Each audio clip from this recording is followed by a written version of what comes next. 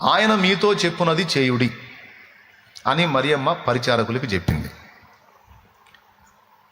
Okay, ఆ వాక్యం మనకి యోహాను సువార్త 2లో రాయబడింది. ఇప్పుడు వాక్యం ఏం చెబుతుందంటే, మీలో ఎవనికైనాను శ్రమ సంభవించనా అతడు ప్రార్థన చెయ్యవలెను అనుంది. నీకు శ్రమ కలిగిందా, ఇబ్బంది కలిగిందా, ఏదైనా నిన్ను బాధ పెడుతుందా, అది నీకు శ్రమగా ఉందా, అట్లయితే డోంట్ టెన్షన్. వాక్యం ఏం చెప్పిందంటే నువ్వు ప్రార్థన చేయి అంది. నువ్వు ప్రార్థన చేయకుండా కూర్చొని ఏడుస్తున్నా, పక్కోళ్ళకి చెప్పుకుంటున్నా, ఆ వాక్యము బైబిల్లో అక్షరాలుగానే ఆగిపోతుంది తప్ప అది శక్తిగా మారదు. కానీ ఎప్పుడైతే నువ్వు వాక్యం నెరవేర్చడానికి పూనుకొని, ఇప్పుడు నాకు శ్రమ సంభవించింది, ఇందును గూర్చి వాక్యం ఏం చెప్పుచున్నది, ప్రార్థన చేయమని చెప్పింది కదా, నేను వెళ్ళి దేవుని సన్నిధిలో దేవుని పాదాలు పట్టుకొని గోజాడతా, ఈ శ్రమ నుండి నన్ను విడిపించమని దేవుని పాదాలు పట్టుకొని మొర్ర పెడతా అని ఎప్పుడైతే బైబిల్లో అక్షరాల రూపంలో ఉన్న వాక్యాన్ని నువ్వు క్రియగా మారుస్తావో, అప్పుడు ఆ వాక్యము నీ పక్షమున శక్తిగా మారి నీ లైఫ్లో ఆ క్రియ జరిగిద్ది. నువ్వు విశ్వాసం ఉంచావా? వాక్యం ఏం చెబుతుంది? నీకు విశ్వాసం ఉంటే పోయి ప్రార్థన చేయిపో. ప్రత్యామ్నాయాల తర్వాత ముందు మోకాళ్ళు వేసి మొరపెట్టు. పవన్ గాడు పడ్డాడని తెలిసింది. పవన్ గాడు పడ్డాడు, మాట్లాడట్లేదు, ఫోన్ మాట్లాడట్లేదు. పవన్తో ఉన్నవాడు మాట్లాడాడు, పవన్ మాట్లాడట్లా. ఊహించండి ఏం జరిగి ఉంటుందో అనుకుంటామో సహజంగా. వాడికి ఏదో అయ్యింది, మొత్తం డేంజర్ కండిషన్లో ఉన్నట్టున్నాడు, అసలు ఉన్నాడో లేడో కూడా తెలియదు అనే టెన్షన్ వచ్చిద్దా రాదా? ఒక తండ్రిగా నాకు వచ్చిద్దా రాదా? వాడు పడ్డా స్పాట్ దగ్గరికి వెళ్దాం అని కారు ఎక్కమంటే కారు ఎక్కి మళ్ళీ దిగా, నా వల్ల కాదరా, నేను వాడిని ఏ స్థితిలో చూడాల్సి వచ్చిద్దో, మీరు వెళ్ళండి రా అన్న. అశోక్ నా చేయి నీకు ఇచ్చి మీరు గుండ్రా అని పంపించా. నేనేం చేశానో తెలుసా? వెళ్ళి వేప చెట్టు కింద అరుగుంది కదా రాజాపేట మీటింగ్ గ్రౌండ్లో, అరుగు మీద మోకాళ్ళు వేసి, దయచేసి కనికరించు ప్రభువా, నాకు పుత్రశోకము కలగకుండా ఉన్నట్లు దయచేసి వాని బ్రతికించు, వాని గురించి క్షేమ సమాచారం వినబడేటట్టు చేయి, వానికి ఏం ప్రమాదం జరగొద్దు ప్రభా, వాని బ్రతికించు ప్రభా, వాని కాపాడు ప్రభా, ఛాన్సీ ప్రభా అని దేవునికి ప్రార్థన చేయటం మొదలుపెట్టి, మరి ఇంకా నేనేం చేయగలను? వాడు పడ్డ స్పాట్ దగ్గరికి వెళ్ళి చూసి ఎలాంటి స్థితిలో చూడాల్సి వచ్చిందో చూసి, వానికి ఏమన్నా అయితే నేను తిరిగి బాగు చేయగలనా? వానికి ఏదన్నా ప్రాణ ప్రమాదం కలిగితే నేను బ్రతికించగలనా? ఇవన్నీ చేసేవాడు నా తండ్రి కదా, నా ప్రభు కదా, ఆయన నాకు తోడై ఉన్నాడు కదా. శత్రువు నలువైపులా నా మీద అటాక్ చేసి నన్ను కృంగదీయడానికి చూస్తున్నాడు. ఇప్పుడు నా బిడ్డ మీద కూడా వచ్చాడు ప్రభు. వాడు నా తండ్రి గదు, కనికరించు మయ్య గదు, నా పక్షమున కార్యం చేయి, నేను కృంగిపోతాను దేవా, మళ్ళీ దిగులైద్ది దేవా, నాకు వేదన అయింది దేవా, అయ్యా ప్లీజ్ అయ్యా అని మోకాళ్ళుని ప్రార్థన చేస్తున్నా. ఇప్పుడు ఆల్రెడీ వాళ్ళు పడున్నారు, అక్కడేదో జరిగింది, అది మారిద్దా? మరి నా ప్రార్థనకు అర్థం లేదు కదా. ఒక్కసారి మీరు ఆలోచించండి, లాజిక్ ఉందా? ఇప్పుడు జరగబోతుందని తెలిస్తే మోకాళ్ళు వేసి ప్రార్థన చేస్తే జరగకుండా తప్పిస్తాడు. అయిపోయాయి, ఫోన్ వచ్చే. ఇప్పుడు అది ఎలా మార్చగలను నేను? కానీ నేను మార్చలేను, కానీ మృతులను కూడా సజీవులుగా పిలవగల నా దేవుడు మార్చగలడు. ఏమన్నా అర్థమైందా మీకు? ఉన్నదాన్ని లేనట్టు, లేనిదాన్ని ఉన్నట్టు చేయగల దేవుడు, దిగిపోయిన పొద్దుని మళ్ళా ఎక్కేటట్టు చేయగల దేవుడు, మార్చగలడు. ఆ సన్నివేశాన్నే మార్చగలడు. అవసరమైతే ఆయన దాసుడైన నేను మొర్ర పెడతాను, ఏడుస్తానని ముందే ఆయన అడ్డుపడి ఉండొచ్చు. మొత్తానికి ఏదో ఒకటి జరిగి ఉండొచ్చు అక్కడ నా ప్రభు కార్యం. కాబట్టి నేను ఆయన కాళ్ళే పట్టుకుంటా, తర్వాత ఆయన ఇష్టం, ఆయన దయ. బిడ్డలారా నేర్చుకుంటారని చెప్తున్నాను నేను. ఏం చేయాలి? శ్రమ సంభవించనా అతడు ఏం చేయాలి? అప్పుడు అది వాక్యము నెరవేర్చినట్టు అన్నమాట. వాక్యం నెరవేర్పుకు నోచుకున్నట్టు. ఆ ప్రార్థన జరుగుతానని చేస్తానే ఉన్నా, అయ్యా ప్లీజ్ అయ్యా అని అంటానే ఉన్నా. చిన్నగా వాడిని తీసుకొని వచ్చారు. వాడు నడుస్తా వెళ్తా ఉన్నాడు. వాళ్ళ మాటలు వినపడ్డాయి, చెవిన పడ్డాయి. కృతజ్ఞతాస్తుతులు తండ్రి, థ్యాంక్ యూ, ప్రార్థనకు జవాబు ఇచ్చినందుకు అని చూస్తే వాడు నడుస్తూ వెళ్తూ ఉన్నాడు. రైట్, థ్యాంక్ యూ లార్డ్, కాపాడావు, నీకు స్తోత్రం. అంటే ఏం జరిగిందంటే ఇక్కడ పడ్డప్పుడు ఈ బోన్ విరిగింది కదా, అప్పట్మన ఆ దెబ్బ తగిలినప్పుడు వాడు అపస్మారక స్థితికి వెళ్ళిపోయాడు. అందుకే మాట్లాడలేకపోయాడు. నాకు వచ్చిన డౌట్ ఏంటంటే ఏదో అయిపోయాడు. ఎందుకు ఈ విషయం చెప్తున్నానంటే, శ్రమ సంభవించినప్పుడు వాక్యం ఏం చెప్పింది అనేది గుర్తు రావాలి. వాక్యం ఏం చెప్పి ప్రేయర్ చేయపో, మోకాళ్ళు లేపో, నా దేవుడు గదులుతాడు నీ పక్షమున. నువ్వు వెళ్ళి మోకాళ్ళు నానా అన్నావు, నువ్వు ఏం నాకు మాట అంటాడు. ఇది ఒక్కటే కాదు, ఇలాంటివి ఎన్నో. నాకు ఆపద అనిపించినప్పుడు నాకు కనపడేది దేవుని పాదాలే. ఇక అంతా శూన్యం, అంతా బ్లర్రే. పోయి కూర్చుంటా ఆయన దగ్గర, అంతే. ఎన్నిసార్లు వెళ్ళానో అన్నిసార్లు కూడా నన్ను ధైర్యపరిచి నా ఎడల కార్యములు చేసి వెన్ను తట్టి నిబ్బరపరిచిలే, ఏం కాలేదు లేపా, ఏమైందిరా, ఎందుకు అంత కృంగిపోతున్నావు? రెడీగా ఉంటారో బాబా, నువ్వా రెడీగా ఉంటారా నాయన నిరాశ పట్టడానికే? నాయన లే, ఏమైంది రాలే, ఏం కాలే, అదంతా నీ మేలుకే వచ్చింది బా అని వాక్యంలో మాట్లాడి ధైర్యపరిచి పంపిస్తాడు. ఏదైనా క్రియగా మారినప్పుడే దాని శక్తి వెల్లడవుతుంది. క్రియగా మారనంత వరకు, మాటలుగానే ఉన్నంత వరకు అవి ఒట్టివే. అవి ఎప్పుడైతే క్రియగా మారతాయో అప్పుడు మాత్రమే వాటి శక్తిని అనుభవించగలం. పైకి భక్తి గలవారి వలె ఉండి దాని శక్తిని ఆశ్రయించని వారయుందురన్న మాట గుర్తుందా? అది శక్తి పొందుకోవడానికి చేయాల్సినటువంటి పనులు ఇవి. నీ భక్తి, దానిలో ఉన్న శక్తి నువ్వు అనుభవించాలని ఉందా నీకు? ఉంటే తప్పకుండా వీటిని క్రియగా మార్చు. పాపపు ఆలోచనను మాత్రం క్రియగా మార్చొద్దు.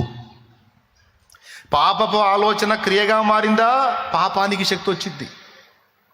అది శక్తిగా మారి నిన్ను పీడించడం మొదలుపెట్టింది. అందుకని పాపపు ఆలోచనలను క్రియగా మార్చొద్దు. అవి నీ తలకాయల్లోకి ప్రవేశించగానే వాటిని డిలీట్ చేయి, వాటిని వెళ్ళగొట్టుకో. ఉండనిచ్చావా, అవుట్. ఉండి ఒకరోజు క్రియగా మారిద్ది. క్రియగా మారిందంటే నీ దినం చేసిద్ది. దేవునికి స్తోత్రం. ఏం చేసిద్ది? దినం చేసిద్ది. బతికొండగానే పిండం పెట్టిద్ది. వద్దు, పాపంతో చెదురొద్దు, దాన్ని క్రియగా మారనియొద్దు. ఎప్పుడైతే దేవుని వాక్యము క్రియగా మారుస్తామో మనం, ప్రతిదీ ఇందులో వాక్యం దీని గురించి ఏం చెప్పాడు, దీని గురించి ఏం చెప్పాడు. సెల్ ఫోన్ ముందు కూర్చున్నా లేదా టీవీ ముందు కూర్చున్న వాక్యం ఏం చెప్తుంది? దినములు చెడ్డవి గనుక సమయమును పోనీయక సద్వినియోగం చేసుకొనొచ్చు, అజ్ఞానుల వలె కాక జ్ఞానులుగా ఉండునట్లు జాగ్రత్తగా చూసుకోండి అని చెప్పింది. అప్పుడు నీకు అది గుర్తు రావాలి. దీని ముందు నేను కూర్చున్నాను, టైం పాస్ చేస్తున్నాను, దీనివల్ల నాకు వచ్చే ఉపయోగం లేదు, టైం పోవటం తప్ప. ఈ టైం అంతా కూడా ఇలాగ వ్యర్థమైన వాటిని, ఎవడెవడో చేసిన వాటిని చూసుకుంటా నేను కూర్చుంటే నేను సాధించేదేమి ఉండదు.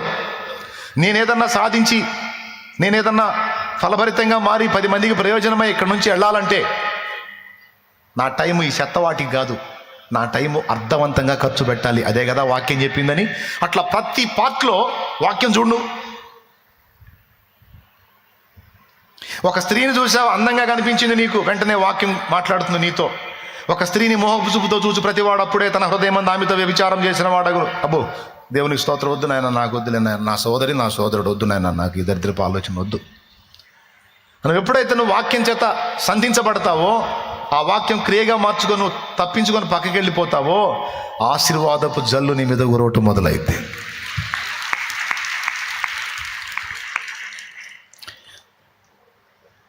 పోతీఫెరో భార్య దగ్గర కులకటం మొదలు పెడితే యోసేపు,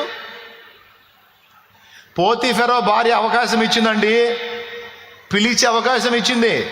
రారా, హాయిగా పాపం చేద్దాం, ఇంట్లో సొమ్మంతా పెడతాను, తిని ఎంజాయ్గా బతుకుదురు కదా, మంచిగా ఉంటుందా లైఫ్, రారా అబ్బాయి అని. యోసేపు కక్కుర్తిపడి ప్రలోభానికి లోనై ఒకవేళ అక్కడే బెండై ఆగిపోతే, ఆ పాపానికి చోటిచ్చి ఆగిపోతే ఏమయ్యేవాడో తెలుసా? సర్వనాశనం అయ్యేవాడు. ఎవ్వడికి ఉపయోగపడేవాడు కాదు, తను తాను నాశనం చేసుకునేవాడు. తనకు ఆశ్రయం ఇచ్చిన పోతీఫెరో కుటుంబాన్ని కూడా నాశనం చేసేవాడు.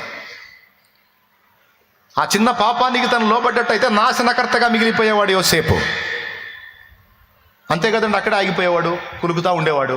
ఇంకా ఐగుప్తు ప్రధాని లేదు, ఫరో దగ్గర నాయకత్వం లేదు, అన్నలకి కరువు కాలంలో ఆ ఐగుప్తు ప్రజలకి చుట్టుపక్కల ప్రాంతాల ప్రజలకి అన్నం పెట్టి అన్నదాత అయ్యేవాడు కాదు. ఇవన్నీ ఉండేవి కాదు. చూసావా పాపం ఎక్కడ కొట్టబోయిందో? పాపం అలా పట్టుకుంటుంది అన్నమాట. కీలకమైన పాయింట్ల్లో పాపం ఆకర్షిస్తుంది. అవన్నీ వద్దురా బాబు, ఇదిగో ఈ మనిషి దొరికింది, ఈమెతో ఎంజాయ్ చేయి, పైసలు ఇస్తుంది, తిను, ఆనందించు, మునుగు, తేలు, ఈ కుటుంబాన్ని నాశనం చేయి, నిన్ను నాశనం చేసుకో, సూపర్గా ఉంటుంది, మజాగా ఉంటుంది, భలేగా ఉంటుంది, ఎంజాయ్ రారా అని పిలిచింది పాపం. పోవే పో, నాకొద్దు, నాకొద్దు, నా ప్రభు వద్దన్నాడు, నా ప్రభువుకి ఇష్టం లేని పని నాకొద్దు.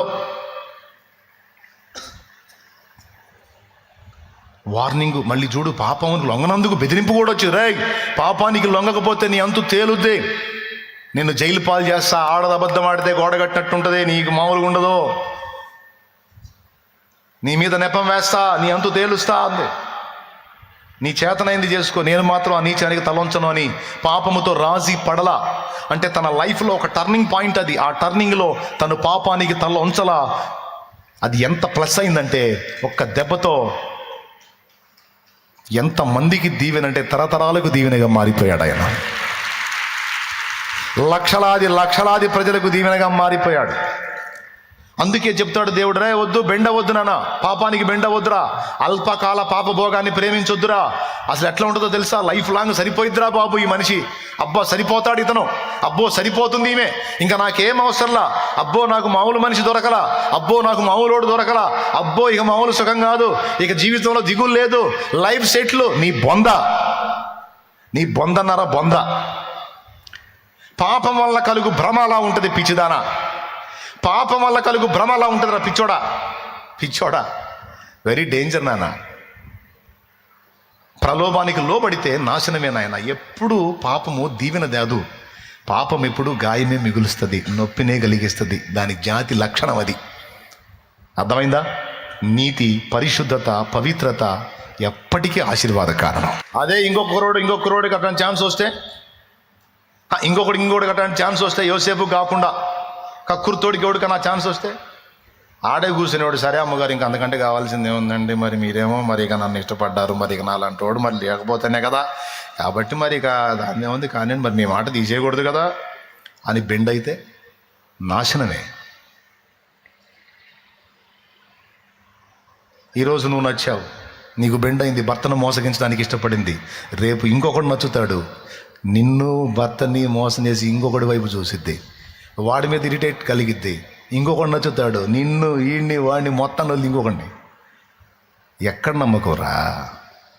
తన భర్తకు నమ్మకంగా లేని స్త్రీ నీకెలా నమ్మకంగా ఉండగలిగిద్దిరా నిద్రమోహోడ అని అనొచ్చు. కానీ నేను అనలే, దేవునికి స్తోత్రం, హల్లెలూయా.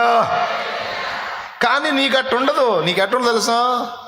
తేలిపోతుంటుంది,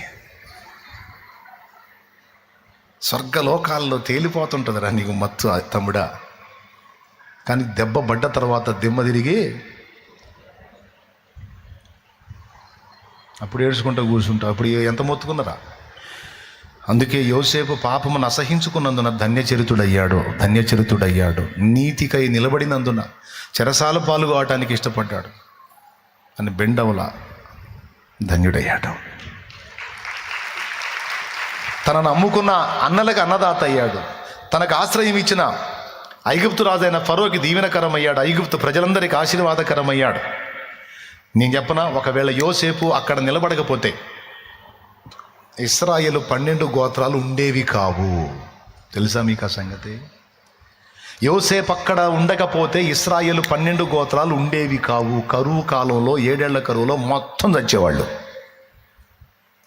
12 గోత్రాలు లేకపోతే 12 గోత్రాలు యూదా గోత్రం లేదు. యూదా గోత్రం లేకపోతే యేసుక్రీస్తు వంశావళి లేదు. ఇక అందులో దావీదు లేడు, ఇక యోసేపు లేడు. చూసారా? అంటే ఆ ఒక్కడక్కడ నిలబడటం వల్ల తరతరాలకు దీవెన ఎలా అయ్యాడో అర్థమైంది. ఇప్పుడు మీకు ఎలా అయ్యాడనమాట. అందుకే చెబుతున్న, పాపం వల్ల కలుగు భ్రమచేత మోసపోయి దాన్ని హత్తుకోకండి, నాశనం అవుతారు. ఖచ్చితంగా నాశనమే మిగిలిచింది. పాపం ఎప్పుడు మంచి చేయదు, దాని జాతి లక్షణం అది.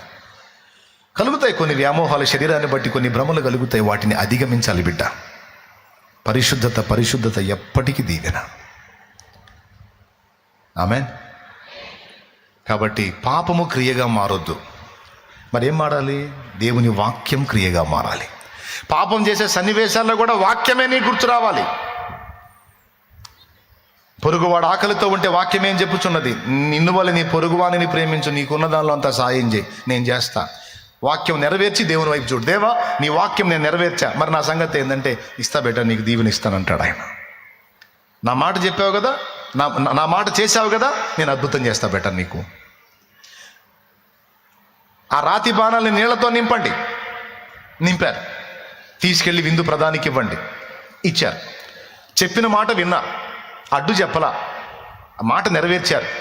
అద్భుతం జరిగింది. నీళ్లు ద్రాక్షరసముగా మారినాయి. చూసారా? నా తండ్రి చెప్పిన మాట వినాలి. అది నెరవేర్చుకునే విషయంలో జాగ్రత్తగా చూసుకోవాలి. ఏవేవి నెరవేరుస్తున్నా, ఎక్కడెక్కడ ఏ వాక్యం నా పట్ల నెరవేరట్లేదు. కోపపడుడి కానీ పాపం చేయకుడి అని ఉంది. కోపపడుతున్నాను, కొంచెం బూతులు ఆడుతున్నాను, వాక్యమేమో దూషణ చేయొద్దని చెప్పింది. ఇది మార్చుకోవాలా, నేను ఈ తిట్లు మార్చుకోవాలా, ఈ దరిద్రపునరు చీచి ఎట్లా పడితే అట్లా మాట్లాడుతున్నా. దేవా నన్ను క్షమించయ్యా, ఇది నెరవేర్చలేకపోతున్నా ప్రభా, నన్ను మన్నించయ్యా, నోటిని కంట్రోల్ చేసుకునే శక్తి నాకు అయ్యా అని వేడుకోవాలి. ఆ వాక్యం కూడా నెరవేర్చాలి. కోపపడుడి కానీ పాపము చేయకుడి అంటే ఏంటో తెలుసా? కోప్పడు, గద్దించు, తప్పు లేదు. కోప్పడకపోవటం కూడా ఒక రోగమే. కోప్పడు, గద్దించు, తప్పు లేదు. కానీ దుర్భాష గాన్ని, తొందరపడి కొట్టడం కానీ తొందరపాటున చేయొద్దు. అక్కడ దేవుని ఆత్మ దుఃఖపడతాడు. వాక్యం అట్లా ప్రతి విషయంలో వాక్యం ఏం చెబుతుంది, నేనేం చేస్తున్నా, నా బాధ్యత ఏంటనేది నువ్వు జాగ్రత్తగా వాక్యం చూసుకుంటా, వాక్యం నెరవేర్చుకుంటా నువ్వు అడుగులై. వాక్యం ఎప్పుడైతే నీ ముందు పెట్టుకొని నడుస్తావో, వాక్యమై ఉన్న యేసు నీ ముందుంటాడు. ఇక నీకు ఎదురుండదు తమ్ముడా. అలా దేవుని మాటలు ముందు పెట్టుకొని యోసేపు నడిచినందున శ్రమలన్నీ దీవెనలుగా మారి అందలమెక్కి కూర్చున్నాడు. తరతరాలకు దీవెనయ్యాడు. కాబట్టి 2 విషయాలు చెప్పాను. విశ్వాసము క్రియాత్మకమైతే శక్తిగా మారుతుంది. వాక్యం కూడా క్రియాత్మకమైతేనే శక్తిగా మారుతుంది.